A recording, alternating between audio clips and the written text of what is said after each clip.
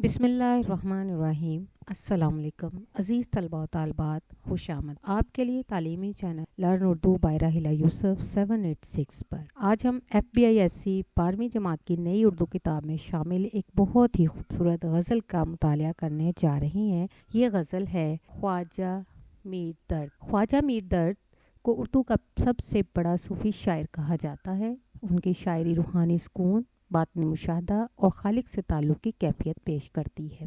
اس غزل میں غالب اور رومی جیسے افکار کی جھلک ملتی ہے۔ مکمل غزل۔ جگ میں آ کر ادھر ادھر دیکھا، تو ہی آیا نظر جدھر دیکھ۔ شعر نمبر 2۔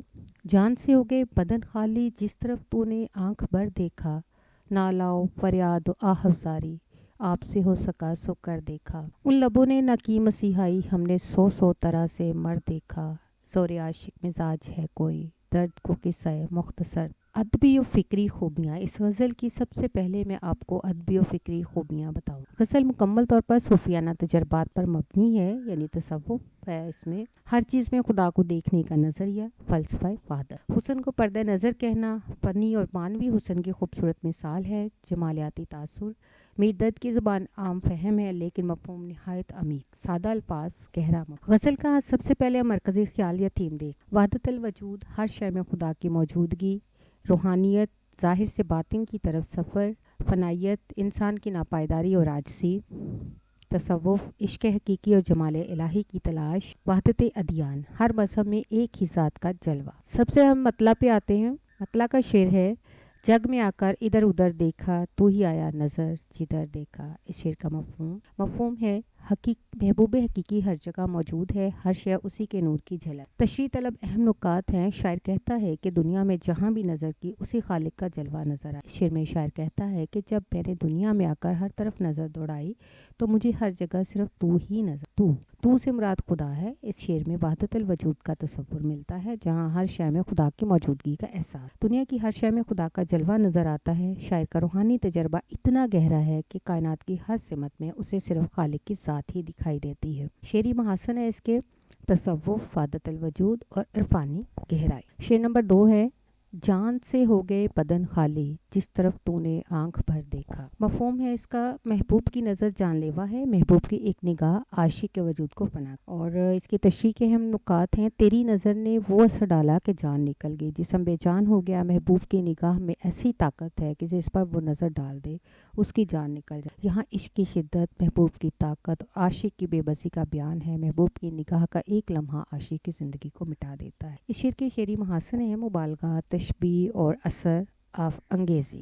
مبالغہ یعنی تاثیر نثر کی علامت ہے، تخیل کی شدت ہے، صوتی ہم آہنگی بھی ہے۔ شعر نمبر 3 ہے، نالاؤ فریاد آہ و زاری، آپ سے ہو سکا سو کر سکتے۔ اس کا مفہوم ہے، عاشق اپنی طرف سے کوئی کمی نہیں چھوڑتا، عاشق کی طرف سے کوئی کسر نہ چھوڑے گی مگر وصال حاصل نہ ہو۔ تشریح طلب اہم نکات ہیں۔ دکھ، فریاد اور آہ و زاری سب جو ہو سکا خود کیا۔ شاعر کہتا ہے کہ اس نے بہت اپنے دکھ درد کو بیان کرنے کے لیے ہر ممکنہ طریقہ اختیار کیا۔ نالا، آہ، فریاد، زاری، یعنی یہ جو کچھ کر سکتا تھا سب کچھ کیا، مگر پھر بھی راضی۔ اس کے شعری محاسن ہے، تکرار، سادگی اور سوز۔ تکرار کی جب بات کرتے ہیں تو تکرار لفظی یعنی نالا، آہ، فریاد ایک ہی لفظ ہے اور اس کو مختلف انداز میں دیا گیا، مترادفات ہے۔ سوز و گداز ہے، پھر داخلی کرب کی عکاسی ہے، پر اثر سادگی ہے اس کے اندر۔ شعر نمبر 4 کی جب ہم بات کریں گے، ان لبوں نے نہ کی مسیحائی، ہم نے سو طرح سے مرد۔ مفہوم ہے اس کا، محبوب کی بے نیازی عاشق کو مار ڈالتی ہے، محبوب کا انکار اور خاموشی عاشق کے لیے زہر بن گئی۔ تشریح طلب اہم نکات ہیں، محبوب نے شفا نہیں دی، عاشق نے ہر طرف سے مرنے کی کوشش کی، محبوب کے لبوں سے کوئی شفا، کوئی تسلی، کوئی محبت نہ ملی اور عاشق نے ہر ممکن طریقے سے خود کو فنا کیا، لیکن اسے کچھ حاصل نہ ہوا۔ یہاں عاشق کی بے قراری، محبوب کی بے نیازی نمایاں۔ شعری محاسن ہے، تشبیہ، مبالغہ، اعجاز، مسیحائی یعنی علاج دینے والا، تشبیہ دی گئی ہے یہاں پہ۔ موت کی تمثیل ہے، کرب انگیزی ہے، مبالغہ ہے۔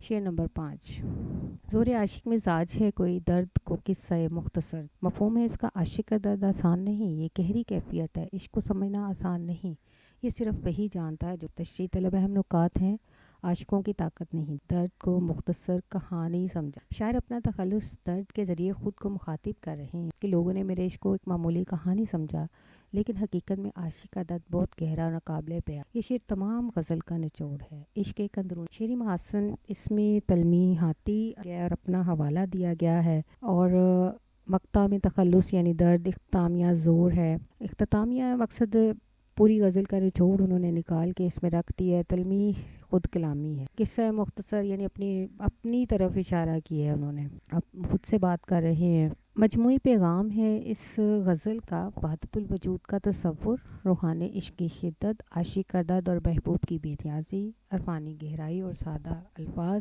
میں اس کو بیان کیا گیا ہے۔ اس کے کچھ حوالہ جاتی اشعار ہیں مختلف شعراء کے، وہ عزیز طلبہ آپ لوگوں کو انشاءاللہ مددگار ہوں گے۔ مولانا روم کا شعر ہے، ہر سے بینی جز خدا بت بود، در حقیقت جز خدا ہر بت بود۔ مفہوم ہے اس کا، جو کچھ تو خدا کے سوا دیکھتا ہے وہ دراصل بت ہے، کیونکہ اصل حقیقت صرف خدا ہے۔ اب اس میں تصوف کا اور وحدت الوجود کا حوالہ موجود ہے۔ پھر اسی طرح سے جب ہم حضرت بیدل کی بات کرتے ہیں، ہما اوستر ہر جگہ می نگر، ہر کجا بنگری اوست آ جلوہ گر، ہر جگہ اسی خالق کا ظہور ہے، جو کچھ بھی ہے وہ اسی کا پرتو ہے۔ یہ اس کے اندر بھی وحدت الوجود ہے۔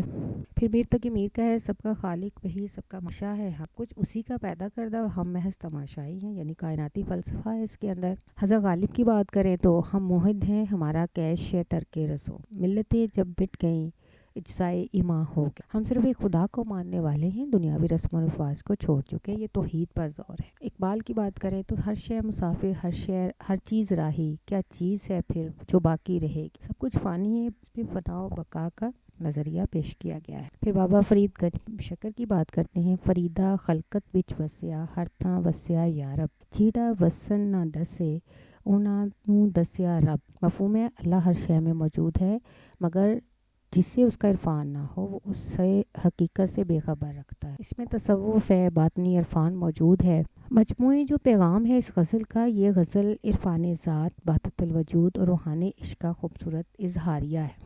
خواجہ میردرد کا کلام صوفیانہ خیالات سے لبریز اور دل میں اتر جانے والا ہے۔ غزل میں سادگی، تاثیر اور تصوف کا حسین امتزاج ہے، اور اس پوری غزل میں تصوف، عشق، درد اور روحانیت کی گہری کیفیت ملتی ہے۔ خواجہ میردرد کا اسلوب سادہ ہے، پر اثر ہے، دل میں اتر جانے والا۔ اگر آپ کو یہ لیکچر پسند آیا ہو تو ویڈیو کو لائک کریں، چینل کو سبسکرائب کریں، بیل دبائیں تاکہ آپ کو مزید تعلیمی ویڈیوز ملتی رہیں۔ اللہ آپ سب کا حامی و ناصر ہو، دعاؤں میں یاد رکھیے گا۔ اللہ